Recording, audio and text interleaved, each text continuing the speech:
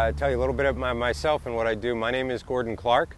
I'm a gardener here in the Fenton Street Urban Garden, which is a product of the Montgomery County Parks Department Community Garden Program.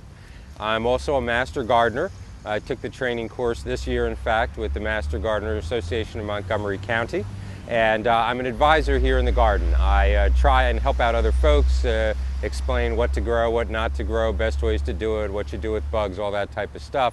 That's one of the things that the Community Gardens program does, is provide master gardeners to assist people in their own growing of food. How can people become part of a community garden?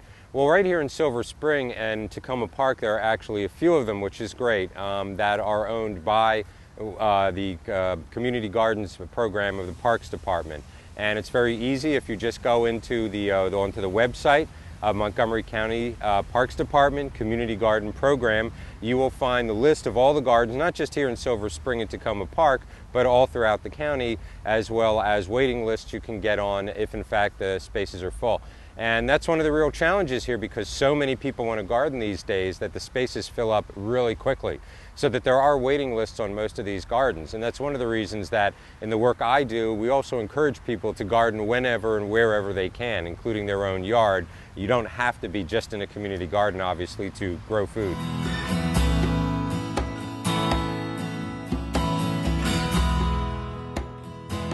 Regarding this garden, this is one of the gardens that was built by the Parks Department of Montgomery County and their Community Gardens program.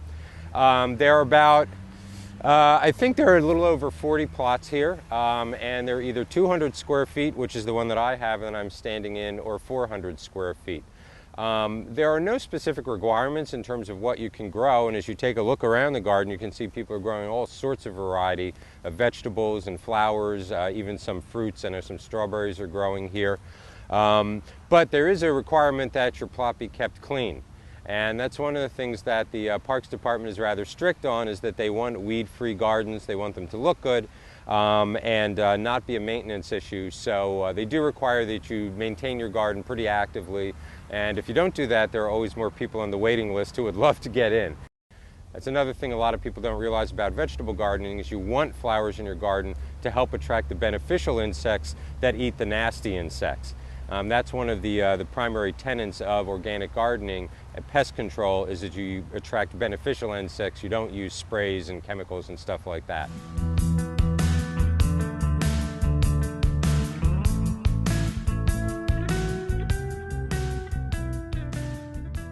The benefits of community garden are many, and they're great. First of all, there's the food. There is no food that is better tasting than the food you grow yourself. It is fresher, it is more nutritious, it is healthier. There's also the benefit of community. I'm talking here today with one of my neighboring gardeners and friends, Ginny Klein. The ability to meet and hang out with other people in a green space is absolutely wonderful. You get to meet new people. So building community is a great part of community gardening. I know that a lot of people also give some of their produce to local food pantries. And that's another great aspect of community gardening. People often do that. They participate in programs like Grow a Row, which are specifically designed to help give fresh produce to the people who need it most. And unfortunately in our county, even in wealthy Montgomery County, there's a large part of the population that suffers from food insecurity. So the food pantries are always looking for contributions of fresh fruits and vegetables, and a lot of gardeners and community gardens give them that, which is wonderful.